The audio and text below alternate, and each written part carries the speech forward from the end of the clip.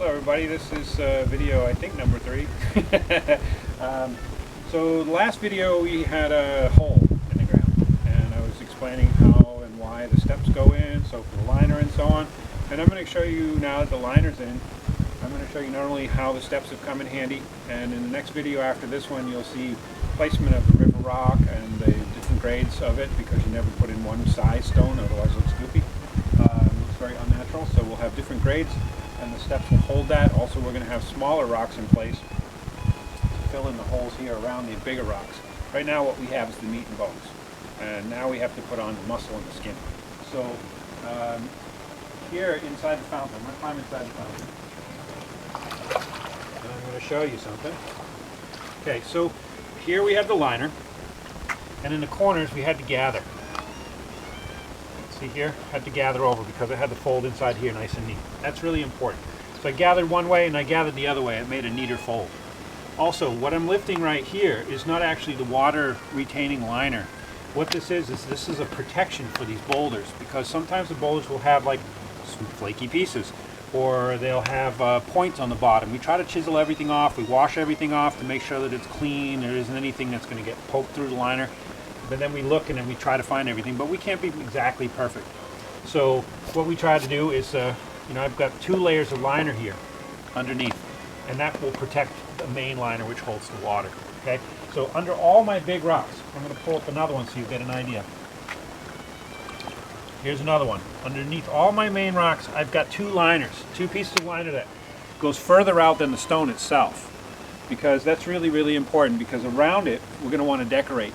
And that extra liner is also going to help to protect when we put smaller rocks to decorate, when we put the river rock gravel inside. You never want any sharp gravel, you want river rock gravel, because it's smooth and it won't puncture if you have to get in there to do any repairs or cleaning or anything. Okay, now we have, let me get out of the pond for a sec. We have this pump here. This pump is a 3,600 gallon per hour pump. It should be, with the length with the distance that we have, the height we have to rise, should be pumping about a half a gallon a second, which is an awful lot of water. So I have a ball valve on here. The ball valve is very helpful because the ball valve, we can turn it down to next to a trickle so that we have a nice soothing sound when it's really quiet and peaceful in the garden.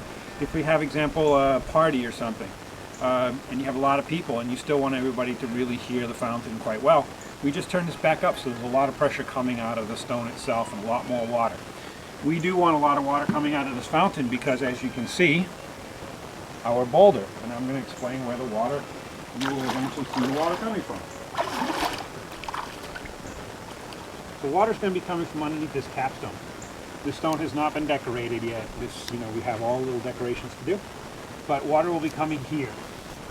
Water will be coming here. Water will flow down here and come off to here. Water will also come down this side and go onto that rock. And also, we have a beautiful ripple pattern on the back, which we'll show later, and the water will also flow down that way. So we have many different sounds and many different types of water. We have dripping water inside the cave. We have a little cave in here, and we have another cave over here. And it's very nice to have these caves because they add a nice lighting effect to shed the sunlight on the water, casting the reflection onto the stone. It's very beautiful. It's very soothing and really wonderful to have. So we have these little features. Now, next thing. Came up with this idea. Oh, actually, I didn't explain. We have also 4.5 inch H-beam, 1/4 inch thick H-beam. One running this way under the front of this main stone, and one running under the back side of it to support it, because we have a hole underneath for the hose to go through and any kind of repair and so on, because that's really important to have room for repair, to get to all of your equipment and your parts and your pieces. So that's what's holding up this big rock. So now, what we have going on is where I put these rocks together, this guy, the front guy, and also, which you'll see later, is also what I call round rock. It's a little guy over here. So where we put them, a lot of times people will put concrete. I don't find concrete very attractive. Also, concrete will eventually dry out. It'll get wet from the flow of the water, and then you leave the pump off, the fountain off for a couple of days because there's water in it. If it's really, really hot, it could tend to separate and crack from the stone. So what I've done is I've come up with a very unique idea to join these stones, so that one, if ever we needed to move him, we could move him. Two, if ever we needed to do any kind of repositioning of any kind of the decorative stones or so on, we could do that too. So this is we have some wire mesh in the bottom here as a frame. I'm going to have a little capstone in here, which you'll see in the next video. And so you'll never see any of this. Now I have this gray flooring mat foam. And I'll show you a picture of the flooring mat itself later. It's these 2 foot by 2 foot squares that clip together. You buy them at Lowe's. They're 20 bucks a pack for 4.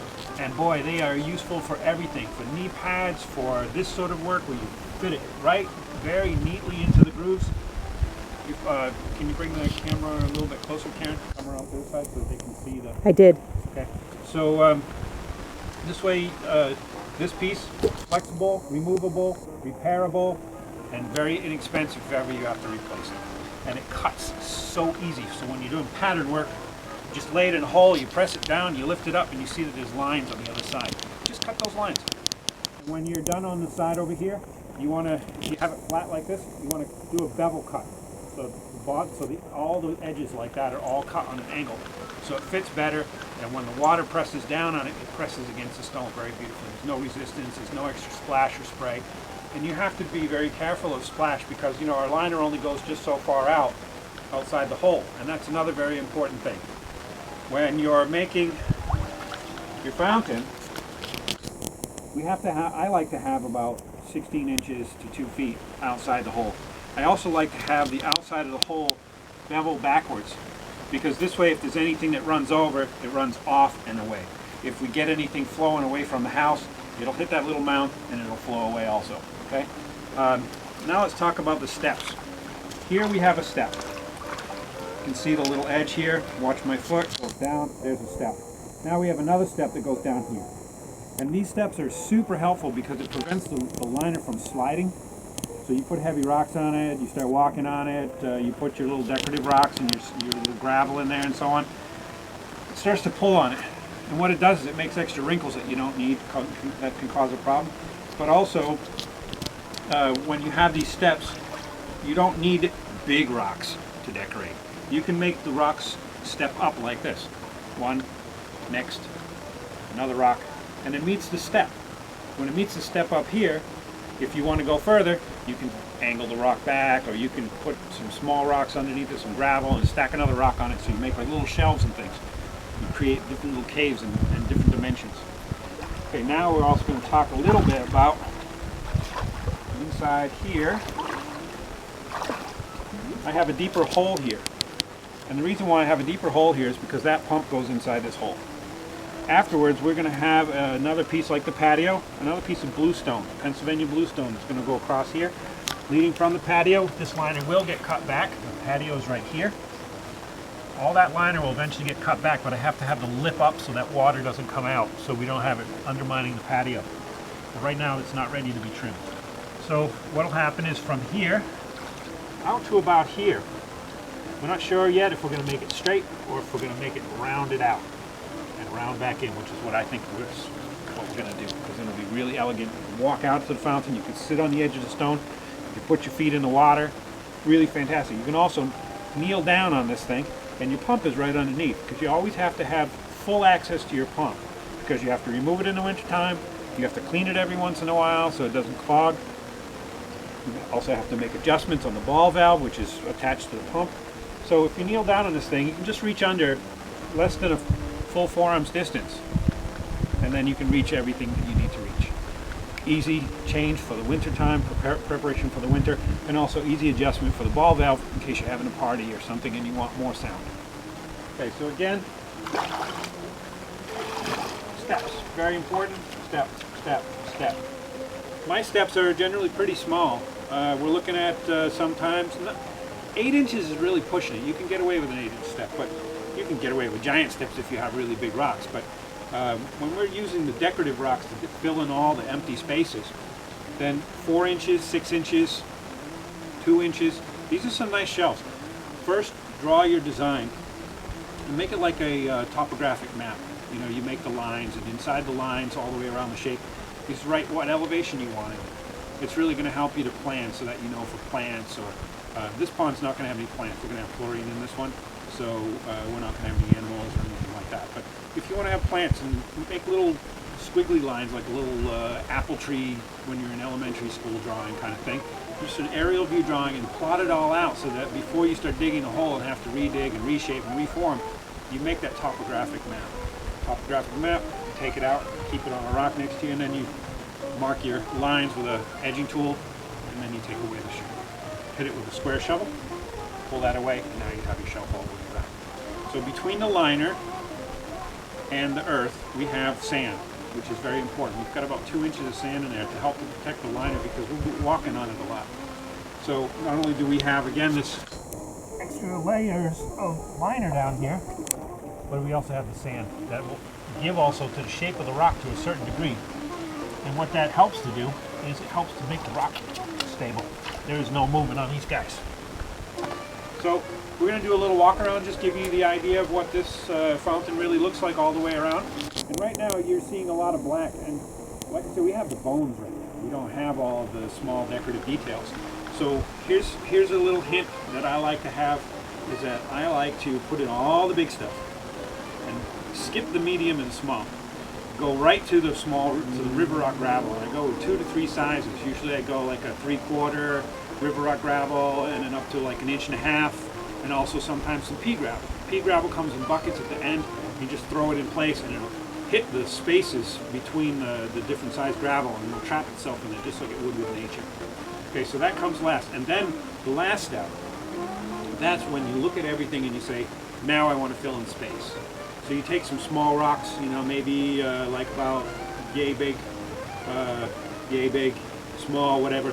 You want rocks that, like this one, that go partially in the water, partially go above the water, partially in the water, partially above the water, and some rocks that are completely submerged. So right now I've got some little cement blocks in there that'll get gravel on them, it'll give us some dimension and texture. Also we'll put some rocks on there. We want, because the water's going to be clear, we want to be able to see our river rock gravel, because this is going to be like just like a natural spring coming out of the earth. So we want to be able to see our gravel, but we also want to see, we want to make it look so natural, and in nature you're going to have different size rocks. Very, very important. But you, again, put in your bones, big stuff. Then put in your gravel, river rock gravel, and then you put in your other stones. Because if you do it the other way around, your small stones and then the gravel, you end up putting too many rocks in. And a lot of times it looks really horrible. Because after you get a real full-on effect of what's happening visually, then you'll be able to actually say, oh, well, I only need a rock there. Or I put a rock there so that it creates a special ripple in the water, or it creates a special sound coming off the waterfall, so on and so forth. Okay? So we're just going to do a quick walk around and show you what we got going on for our fountain. Woohoo! OSHA approved footwear. Okay, so down here we've added this rock here, which is our bird bath. Beautiful sunset here, really nice. But here's our bird bath rock. We figured we'd go with the face, this natural face facing the rock, because it's attractive all in itself with the veins and the colors and everything and the vertical. So, and we have all this detail inside the fountain. So we figured that it would probably be a good idea to have some sort of beautiful artwork, natural artwork back here, so that whenever someone's walking around the side of the house or coming around to the back of the garden to sit on the rocks or what have you, we've got a beautiful bird bath. There's also a window there where Karen has a cat, so she likes to sit in the window and she'll be able to see the birds and insects and animals coming to drink. Probably drive her crazy, but it should be interesting. And also there's a living room there, so anyone can see also after a good rain. This will fill up with water, and then you'll have wonderful animals coming. It's really going to be special. We decided at one point, very last minute, that we had a space that we probably wanted to fill. And so we found this standing stone. All of these rocks come from Karen's property. When I first arrived, Karen said to me, Brian, I've got all these rocks, I want a water feature, what can you do?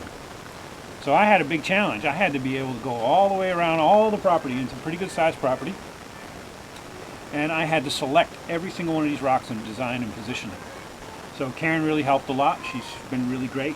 One of those homeowners that likes to help you out, and it's been really helpful. So we chose this rock from a little wall that's up the hill. And I think this rock is really special. It looks like a standing stone straight out of a Japanese Zen garden. So I think this is a really spectacular piece. We haven't buried him in yet, but he's solid as heck, just like all of our rocks. Then we have over here, this is the stone that Karen chose. And this rock I think is really spectacular. You can see how white it is. It's the same stone as all this other that's gray and tan and so on. But for whatever reason, this one bleached white. Granted, I think a lot of it is scratches from the glacier days. But anyway, so we've got this really wonderful white rock here. We decided that we had a cave underneath. So we decided we'd take another rock and we just kind of put it underneath there. So we can walk on this guy, we can step down, we can step up, we can sit down, we can enjoy this rock. It's really wonderful. So we have to think about these sorts of things. It's not just positioning rock to decorate the fountain. It's positioning rock also to create an entire environment. You want places that you can climb on, things that you can sit on, places that you want to choose the right rocks. Like example, this guy we pulled out of the ground, he was flipped over in a really weird spot and he didn't look like a useful rock. And now look what we have. Perfectly good seat rock. And we have waterfall there, waterfall there, waterfall there. Fantastic. Bird bath, standing stone. This is really great. Okay, so now I'm going to come around here.